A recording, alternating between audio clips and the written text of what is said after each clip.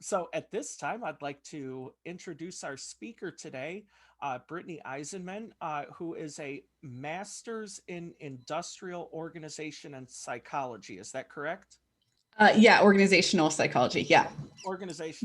Excellent. So, and Brittany is going to share with us how to communicate across generational lines. So, Brittany, you have the floor, and I will spotlight your video. All right. Well, thank you for having me here today. I'm going to share a small portion of a larger training that I give through my organization. This training is really well liked by supervisors and managers. So at the end, I'm really interested in how you appreciated it coming from a small business owner point of view, because you're the first group of small business owners that I'm presenting it to. So there are 4 different generations at work: Boomers, Gen X, Gen Y, Gen Z. So the portion we're going to talk about today are Gen X and Gen Z. Before we go too far, I want to introduce myself. My name is Britni Eisenmann. My company is GenElevate. This is me at the top left corner, giving a TEDx talk in the late aughts. I am an industrial organizational psychology practitioner. What this means is I understand the internal motivators of your employees, your clients, and your potential customers. I work alongside HR to get systems to work better based on human behavior. I work to raise retention levels through employee engagement, because employee engagement provides a straight line to retention. So before we get started too much further, I'm going to ask you a question. You can either unmute yourself to answer, or you can put it in the chat. With everything I ask you today, you can do whatever is more convenient for you. If you'd rather turn off your video for this and just use the chat, that's fine. So my question is, what is one class that your parent took in middle school or high school that wasn't offered to you? And why do you think that class was no longer needed? Alternatively, if you'd rather talk about a class you took and your kids didn't take, why they didn't need that class, that's fine as well. I can talk about a class that I took that my parents never got to take. Okay. So when I first started off in high school, I was about 2 years dealing with high school already. And part of it was I wanted to learn how to program, but not necessarily like program computers, but program people's minds. And it sounds so crazy because like, why would you control everything, right? And there was this an interactive media class that kind of put everything together, but in a way that what the teacher taught it was that everything we see was a connection to the mind. So where I got involved in that, my dad and me just disconnected completely, because he's like, you're going to do what I say. And I'm like, no, I have control over it now. Yeah, those are good examples. Bill says shorthand. We have a couple: home economics and typing, and how to use a slide rule. I think I know what a slide rule is, but I'm not sure. Those are all good answers. And thank you for sharing, Daisy, as well. Each new human joins a cohort that has roughly the same experiences, and we call these cohorts generations. Each generation is parented similarly, schooled similarly, and lives through the same global events. As these humans grow, the lessons they learn, they take with them into their workplaces, volunteer places, places of worship, to their hobbies. And the framework they bring with them, their viewpoint on how the world should work, is a direct result of their parenting and teaching experiences. But they still look like aliens to those of us that are already in those spaces, even though we're the ones that raised them and taught them. Further providing the opportunity to misunderstand each other in our shared spaces is our tendency to moralize our own understanding of how the world works.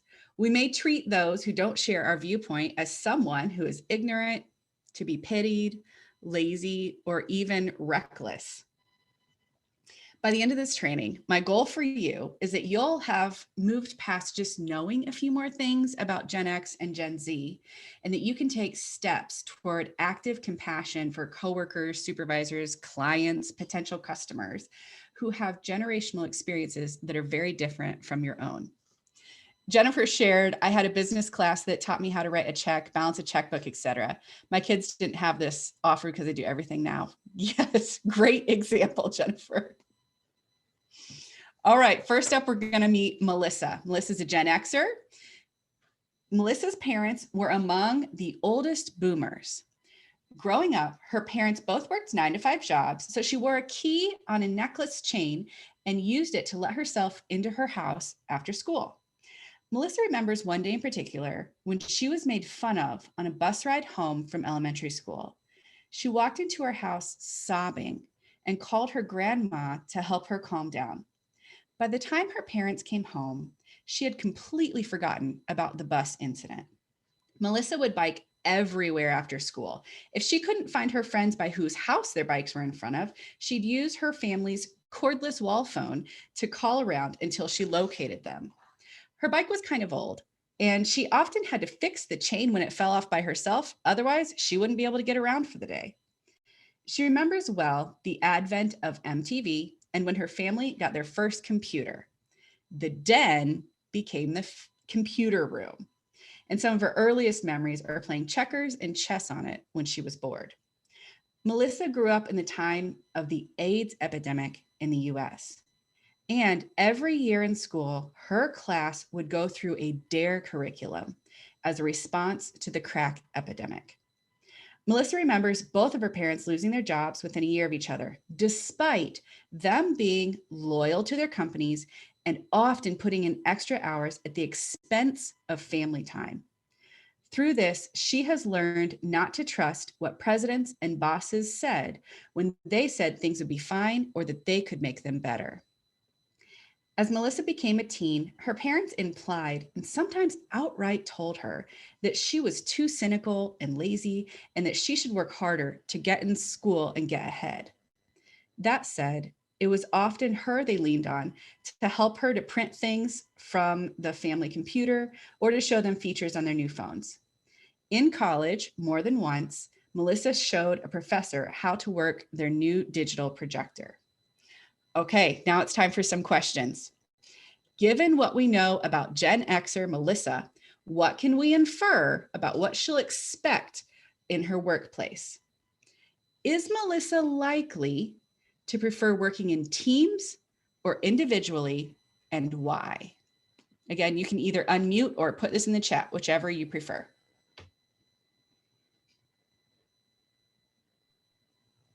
Individually. Okay, Daisy's vote is individually. Ryan says, yes, independent because of technology.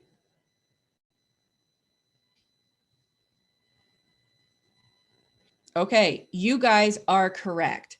So Melissa is pretty used to getting things done on her own. She spent a lot of time alone when she was young. She can probably fix it or feel like that she can definitely fix it.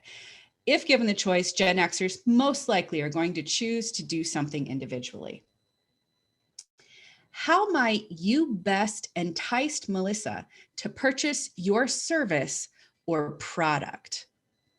What will attract Melissa to your company, your service, or your product based on her generation? A customized solution. Okay, Daisy says a customized solution. What else?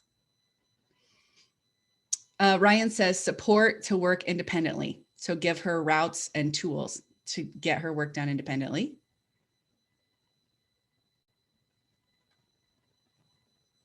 What else do you guys think?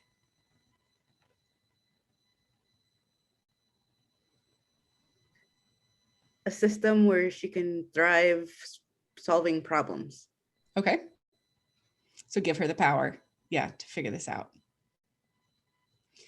Melissa, as a Gen Xer, is most likely just to want the bottom line of how you solve her problem because she likes to work independently. She doesn't have a lot of time to go through all the rigmarole. She wants to know, how are you going to solve her problem? What problem does she have and how does your product solve it?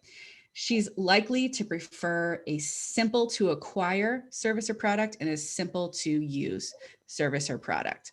But if it's complicated, she'll figure it out as long as she believes that the ROI is high for her.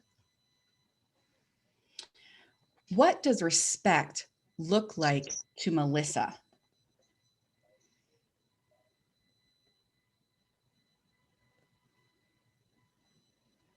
This is a big question.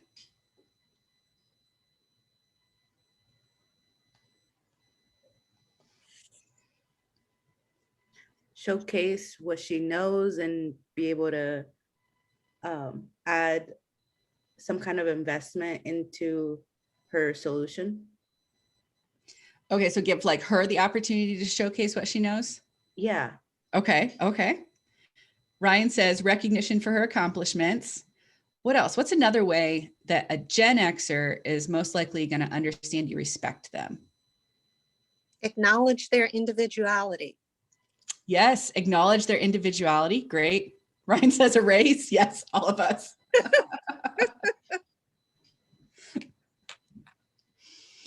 Yeah, so Melissa wants time and space to figure it out. She's probably going to work more quickly than you think she will, but she still wants you to kind of buzz off, get off her back. Once you give her the project, she can figure it out, just kind of get out of her hair. And let's see, she also doesn't want things sugar-coated. So her parents don't like to talk about negativity because they're boomers. They like to stay positive. But to her, that felt like they were beating around the bush. So she just wants you to give it to her, even if it's going to hurt her or you think it might hurt her. If the CEO of Melissa's company made a decision she didn't agree with, is she likely to invite herself into the CEO's office to discuss that concern? Why or why not?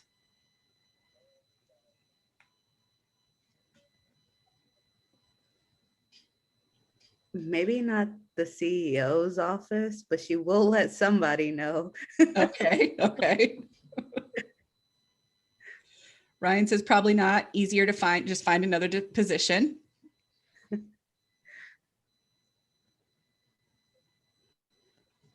Depends right, on what how else? good she is. What was that, Daisy? Depending on how invested she is into the company, like how engaged she is in the company. Mm-hmm. Yeah. Yeah, so Gen Xers are a little bit like the Eeyores in our organization. They've taken a lot of hits throughout their lives. And so they're probably not going to be super loud about anything, but yeah, they'll go find another position. They move about as frequently as millennials do, but they're smaller, so it's not felt as much by organizations.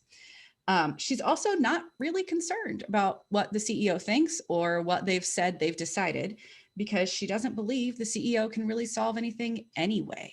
So she's probably not going to take it too seriously. And even if she does, she'll probably just try to figure out a workaround on her own. And if she can't do that, she might leave. If Melissa's boss gave her a huge new project with ambitious deadline and few resources to complete the project, how is she likely to respond?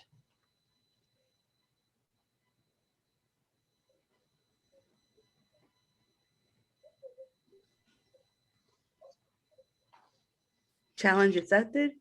Challenge accepted. All right, how else?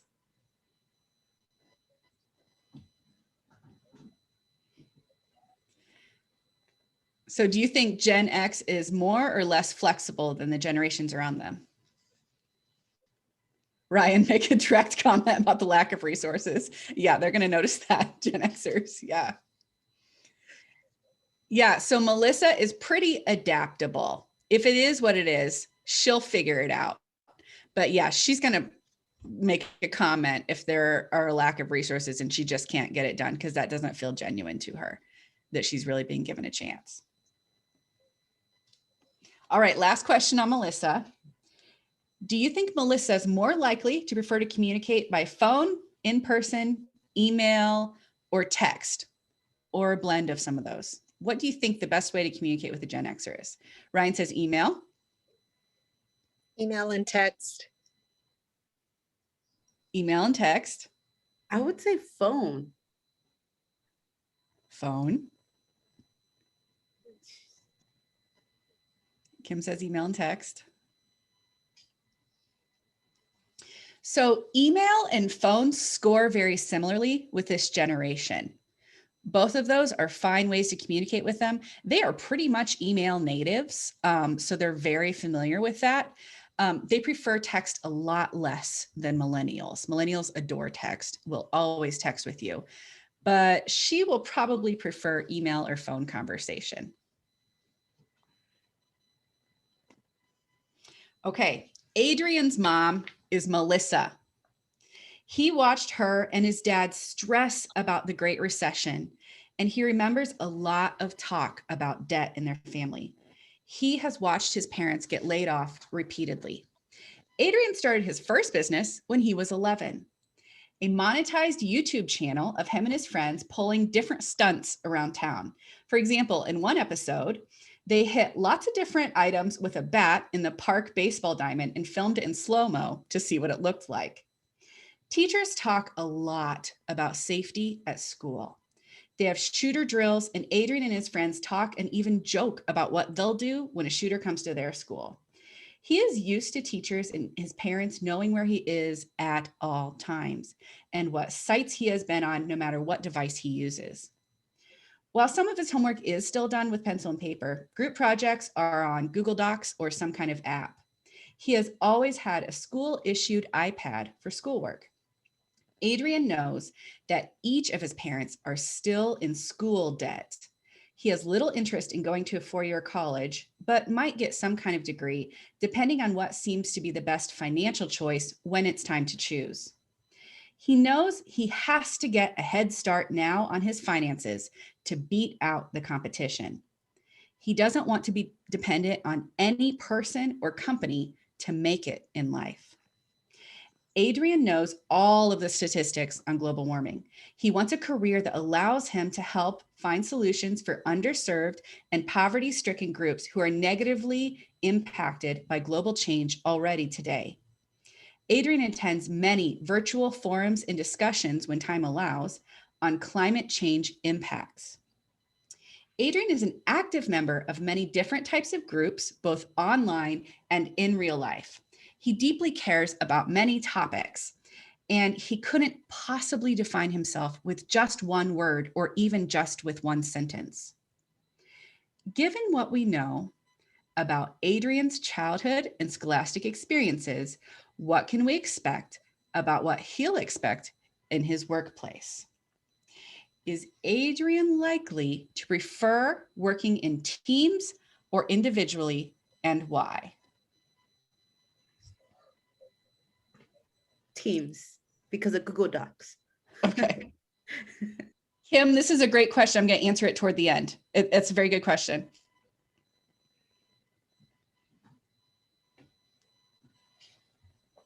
Ryan, he won't take any crap if the team is working on a common goal. Yeah, so just like his parents' generation, Gen Z really is fine working independently, but especially virtually, they're adept. By the time he graduates high school, he will have years of virtual teamwork experience, and he'll be able to seamlessly dive into that at work. But when given a choice, he'll probably prefer individual. How might you best entice Adrian to purchase your service or product? Think about the world he grew up in and what he cares about.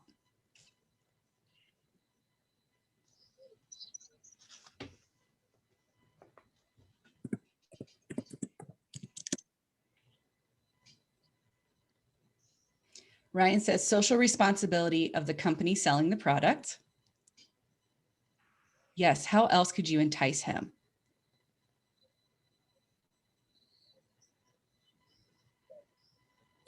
Make it fun and flexible. Yes. Yes, so Adrian deeply cares about equity. He does not care what you say about how inclusive or equitable your workplace is. He wants to see it, and he won't believe it until he sees it. You can do this by erasing gender pronouns in your marketing, having a diverse C-suite leadership, and actively engaging with your community both online and in real life. Gen Z is pragmatic and they need to see it to jump on your train, but they will happily be your loyal advocate when you show this, that you're equitable. What does respect look like to Adrian? How do you think Gen Z receives respect? What feels respectful to them? Think about his preferences and what he's thinking about for his own future.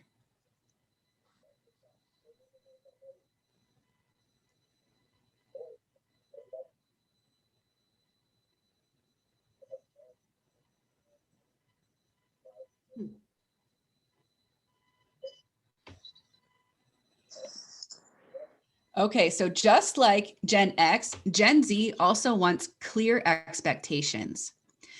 But Adrian has a little bit more financial anxiety than the generations before him, just because of what he was born into and what he saw his parents go through.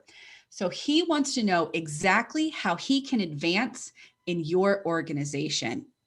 His goal is to be financially independent and safe because he hasn't seen anybody else do that. He wants you to accept all the sides of him. He is not one-sided. His why statement couldn't possibly be one sentence. He wants you to accept all of him. He wants physical safety. What's your plan for when there's a shooter in your building? And he wants financial stability. He wants you to take time for him in person. So he's a digital native, but he's not addicted to his devices like millennials are because he just grew up with them as part of his life.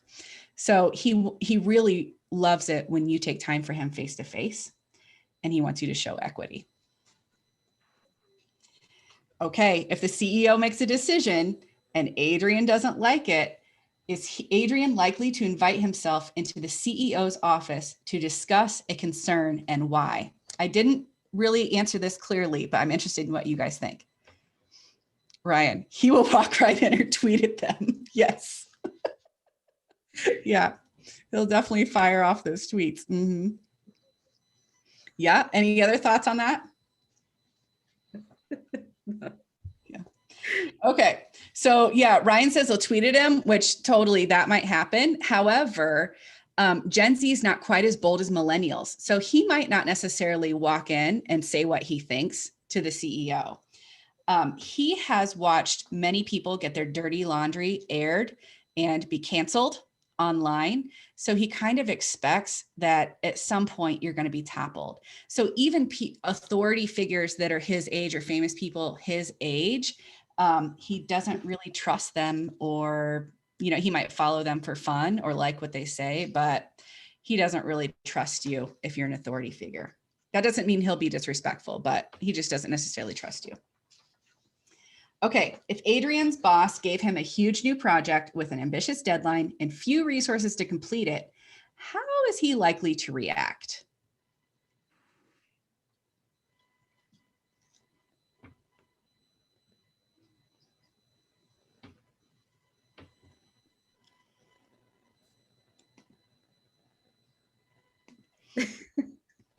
So similar to his parents, he is probably going to push for some more details because he is an individualist, but he's also more pragmatic, less of a cowboy than Gen X. So he really wants crystal clear direction as far as what you want this outcome to be. And then he can take it or build a team to take it from there. Is Adrian more likely to prefer to communicate by phone, in person, email, or text? This one's a little complicated. So tell me how you think Gen Z is going to end up communicating in our workspaces. Ryan says text. Daisy says text.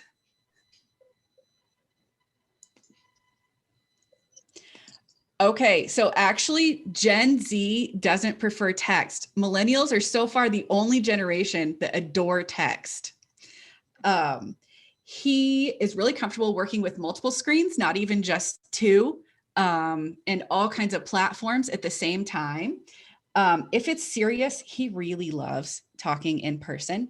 He's very comfortable with video or even image communicating, no matter what platform you use, whether that's email or, Twitter or something like that.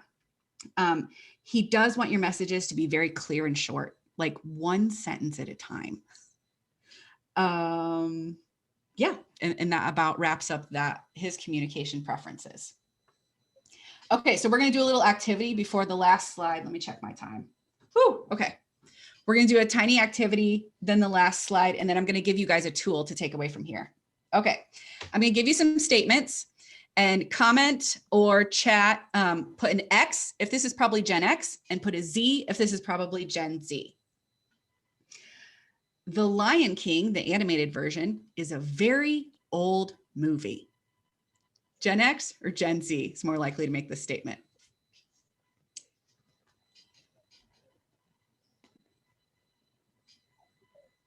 Gen Z. Yep, that's Gen Z. That's an easy one I gave you guys. Okay. If a brand's marketing promotes machismo or racism, I'll completely stop promoting the brand. Gen X or Gen Z?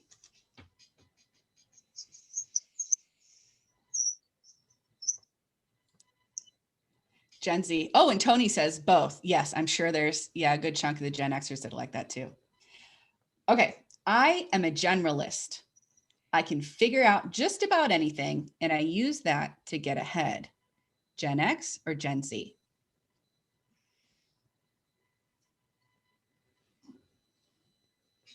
Yes, Gen X, you guys are right.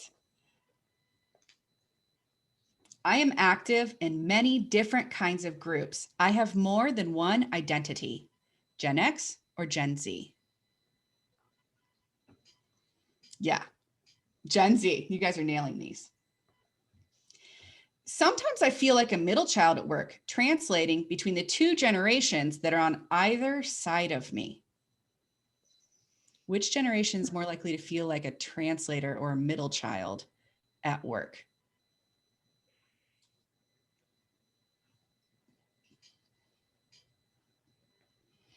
Yep, this is Gen X. Okay, let's move on to the next slide. This is our last slide here. Some takeaway things I just want to make sure you hear from me is that understanding is more important than knowledge. Understanding that generational experiences shape your coworkers or customers' expectations of work helps you show them compassion and grace before they put in the work to earn that from you. And stereotyping.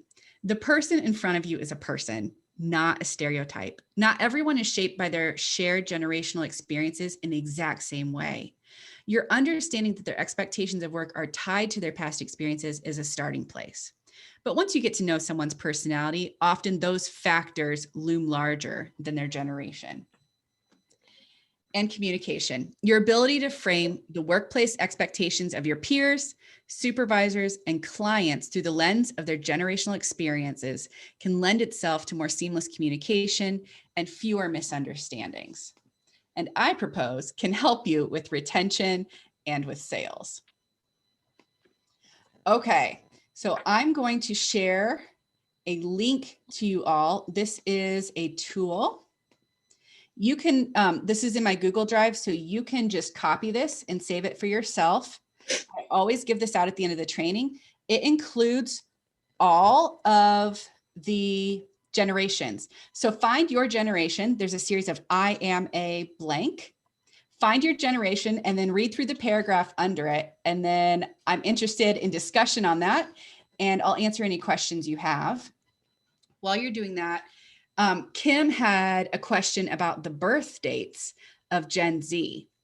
And especially with the pandemic, this is getting a little wavy. They're kind of reconsidering the birth dates of them.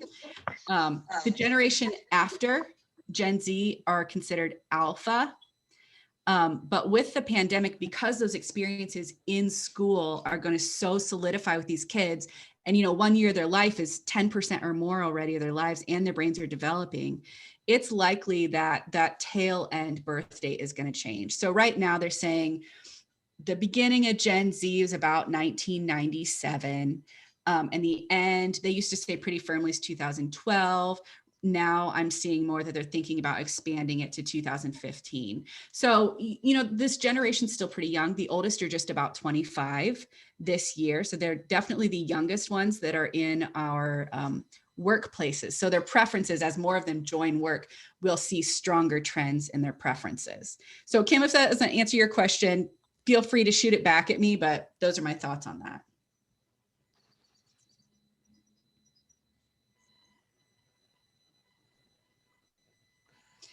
Was everybody able to get to that tool that I linked?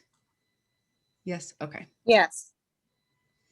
All right, what strikes you on that as interesting, or what do you disagree with? I love hearing about when somebody has a pushback. That helps me make this training better. Oh, it's nice to hear about Gen Z for you know, a change, because millennials have entered middle age. We're no longer the young people just coming into the workplace. So you know, traditionally when you think of any kind of workplace training or understanding your coworkers, it's usually a boomer screaming that it's millennials being lazy, and they've completely missed that a lot of us are hitting 40 soon. Yeah, when Gen Z was on the beaches at the beginning of the pandemic and everybody was like, these millennials, I was like, it's not us. I was just about to say the same thing. I know Ryan is sensitive about that because he's called me out on that before when I said something about millennials. So I can tell that you too, Britni, are a little sensitive about that. But I get it. Yeah, I get it. Oh, go ahead. No, I said I get it. I understand it. Yeah, I'm a cusper. So I have a lot of Gen X factors. Like I'm super independent. I would totally rather be independent, but millennials love teamwork. And yeah, it's just interesting to be kind of on the edge of two different generations and see how that works. But yeah, I'm totally sensitive about millennial stuff. It was good. That was very good. I learned a lot. I took notes. I'm glad to hear that. Anything that was said that you guys disagreed with or have more questions about?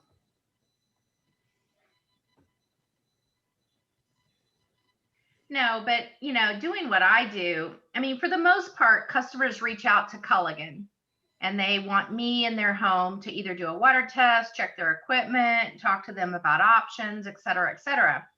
And I'll tell you, I will text with the customer. Gosh, I don't know what percent. I'm going to say the majority of the time before they will email with me or phone me. Okay. I mean, I rarely will talk to a customer on the phone. I'm texting most of the time. Yeah, yeah. Do you know what like age demographic? Is it pretty wide that comes to you? It's pretty wide. I mean, it's obvious the older, you know, and I'm going to be 60 next year, so I hesitate when I say older, much older than me, you know, 670 and up. I mean, we're talking on the phone. You know, we're talking on the phone, but mostly I'm texting. Yeah, yeah. Thanks for sharing that. I appreciate that. Mm-hmm. Bill and Tony, I'm kind of dying for you guys to jump in. Because they're old. It's hard for me to hear. Sorry about that. Did Bill just I can't hear or see a thing. Here's the slide rule. That's what I've been playing with. Oh, Oh, wow. I have seen one of those. I haven't seen one of those for 50 years, Tony. Yeah. It's older than that too. It probably is. Yep. Hey, that piece Probably of, getting close to, yeah, mid 50s. 55 years ago, I got that. and that piece of equipment got our species to the moon and back.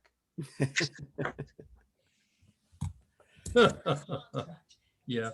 Well, I'll just comment. I've got children. I got my youngest was born in 97 and my oldest was born in 88.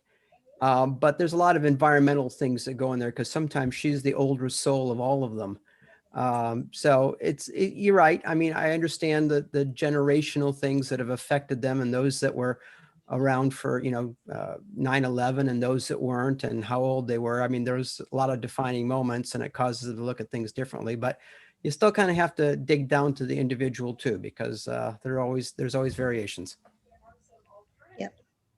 I completely agree with Tony. I'm a 96 and everybody I've ever met was like, here, No, I can't believe it.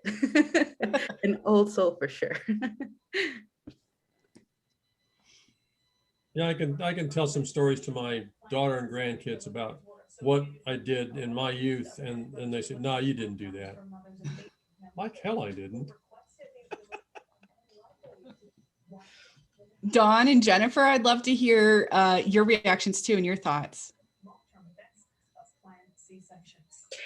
I'm a Gen Xer, and it's spot on for me. Okay. But I feel like I interact well with the other generations, and I take the time to understand and relate to their personality types. So it's useful information, because there are plenty of people who live life expecting everybody else to think and act like them. And it just doesn't work out like that. Mm-hmm. Yeah, I appreciate that you shared that you take the time, to understand other people, because that is such, the workplace would be very chaotic if it was just boomers and millennials, like they're both loud and stuff. So we need Gen X desperately in our workplaces. I take umbrage to that. Oh, no. No, I'm right there with Dawn. I'm a Gen Xer, but I'm like in denial that I'm a Gen Xer. I think I'm right there with my teenagers. And then my husband's a baby boomer. And so I get so I'm like, please, just online banking, buddy. Welcome to 2021. Do not call me. Just send me a text. I do not, that kind of thing. So I am all over the board. So I kind of go back to what Tony said, everybody's different. And I kind of relate to all of the things you were saying. I was like, oh, well, maybe I am a, millennial, but not really. No, I thought it was very interesting, because some of the things you said, I was like, oh, identifying with that, especially in the beginning. And then I think about too, what William was saying. I think about when I was a kid, like I would come home at the end of the day, hop on my bike, ride around my little small town. I knew to come home when it was dark. My family didn't have a cell phone to check on me. And now I'm like, oh my gosh, do not leave the house. Do not ride your bike here. Do not do this, do that. Do not flip anybody off while you're in the car because they might have a gun. Those are things that my parents never said to me growing up. So it's just, as times and things evolve and change. Mm-hmm. And I apologize, but that was a conversation that I did have with my 15-year-old son. He's like, is this where I'm supposed to flip someone off? I'm like, no, we never flip anyone off. Yeah. Wow. Yeah. We do not do that at any time or any place. So yeah. No, you get a picture of them and blast them on social media about what a jerk they drive like. Yeah, there you go. That's the new, absolutely. But we're supposed to, get rid of the license plate number, but just identify what kind of car and color. Yeah. So Britni, a question on a last thought you could leave us with. Is there any trait that all of the generations share that would be a good uniting point?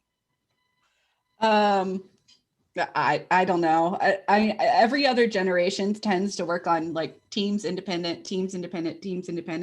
That's probably the biggest pattern that pops up.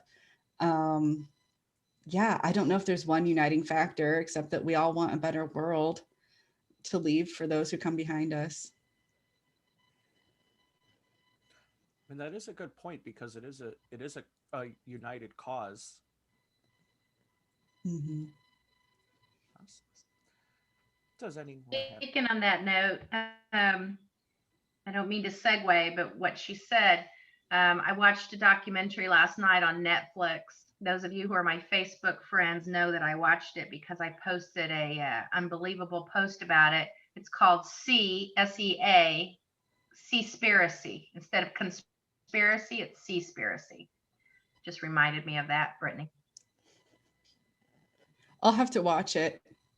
Yeah, I've seen the header for it, but I haven't watched it. You'll have to take some Tums because your stomach will be upset. Oh no. All right. Well, thank you, everybody. I really appreciate your attendance. And if you have thoughts and pushback, feel free to email me or shoot me a message on LinkedIn. Thank you. Awesome. Let's You're give welcome. Britni a hand Thank for you. her presentation.